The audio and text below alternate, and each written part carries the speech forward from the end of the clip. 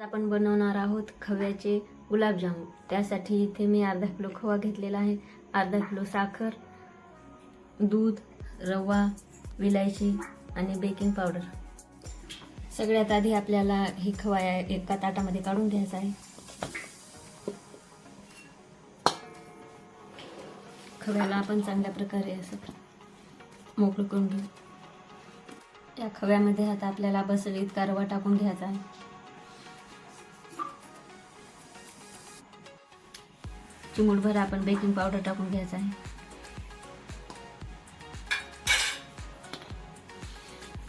रवा आपल्याला यामध्ये मिक्स करून घ्यायचा आहे।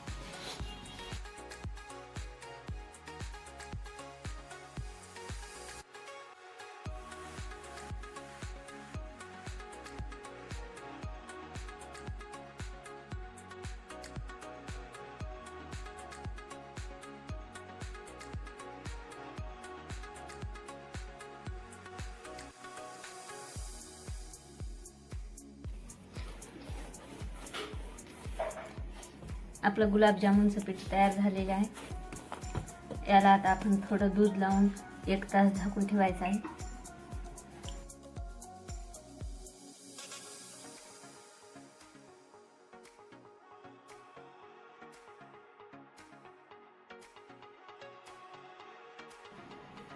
दुधाचा थोडा हात लावून आपण याला असं मळून घेऊ थोडं।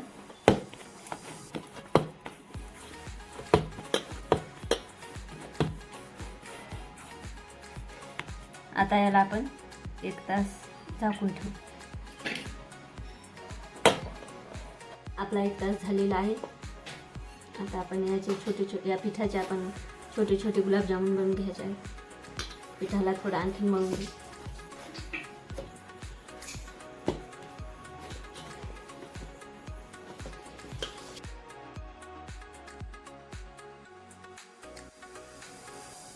थोडं पीठ आणखीन आपल्याला असं मळून घ्यायचं आहे। गुलाबजामुन बनवण्यासाठी आपलं छानपैकी पीठ तयार झालेलं आहे। आपल्याला पाहिजे अशा आकाराचे आपण गुलाबजामुन याचे बनवून घ्यायचे आहे।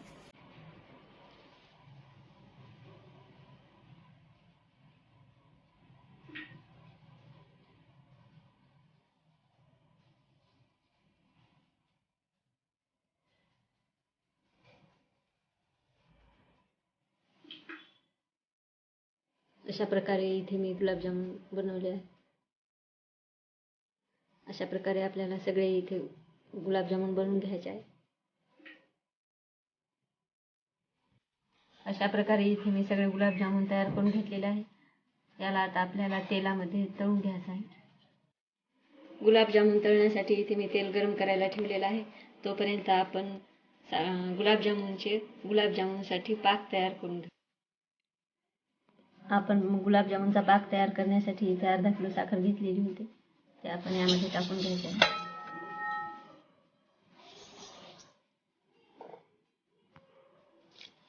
यामध्ये आपल्याला पाणी टाकून घ्यायचं आहे। साखर भिजेपर्यंत आपल्याला पाणी घालायचं आहे या साखरेमध्ये।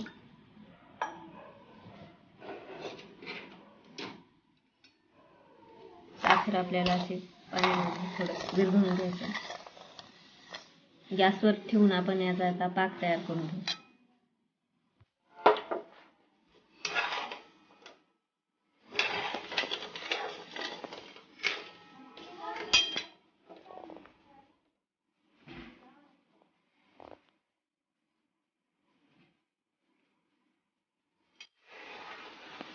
आपला गुलाबजामुनचा पाक छानपैकी असा तयार झालेला आहे।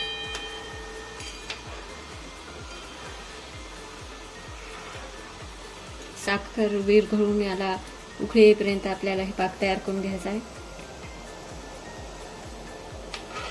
इथे आपली सगळी साखर विरघळलेली आहे आणि आपला गुलाबजामुनचा पाक झाला आहे तयार। तळण्यासाठी आपण तेल किंवा तूप सुद्धा घेऊ शकतो। इथे मी तेल घेतलेलं आहे। तेल आपलं गरम झालेलं आहे। यामध्ये आता आपला गुलाबजामुन तळून घ्यायचे आहे।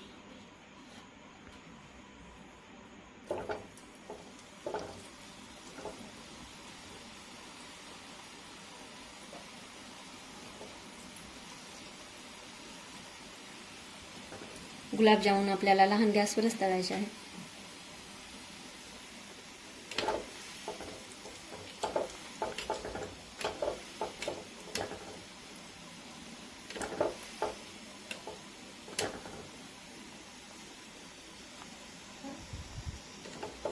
गुलाबजामुन मोठ्या गॅसवर तळल्यानं वरचा भाग तळतो आणि मधला भाग कच्चाच राहतो. त्यामुळे आपल्याला हे गुलाबजामुन लहान गॅसवर तळून घ्यायचे आहेत.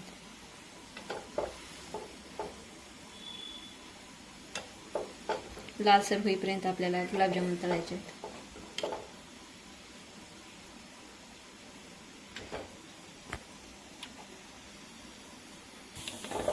आपले गुलाबजामुन लालसर झालेले आहेत. अशा प्रकारे इथे आपल्याला सगळे गुलाबजामुन तळून घ्यायचे आहेत. छानपैकी असा कलर आपल्या गुलाबजामुन आलेला आहे. इथे मी सगळे गुलाबजामुन तळून घेतलेले आहेत. आता आपण याला पाकामध्ये सोडून देऊ आणि एक उकळी देऊ. गुलाबजामुन पाकामध्ये टाकते वेळेस गॅस आपल्याला लहानच ठेवायचा आहे आणि अशा प्रकारे एक एक गुलाबजामुन आपल्याला या पाकामध्ये सोडून द्यायचे आहेत.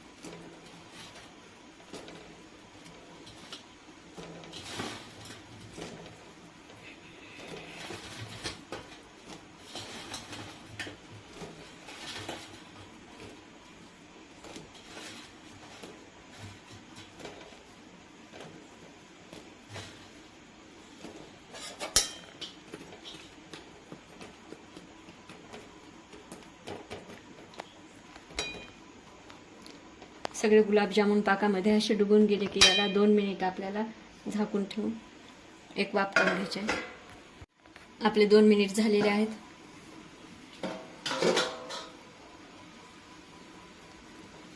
अशा प्रकारे आपले छानपैकी असे गुलाबजामुन झाले आहेत तयार.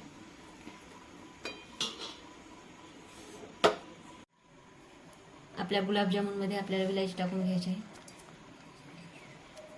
विलायचीचा छान वास येतो.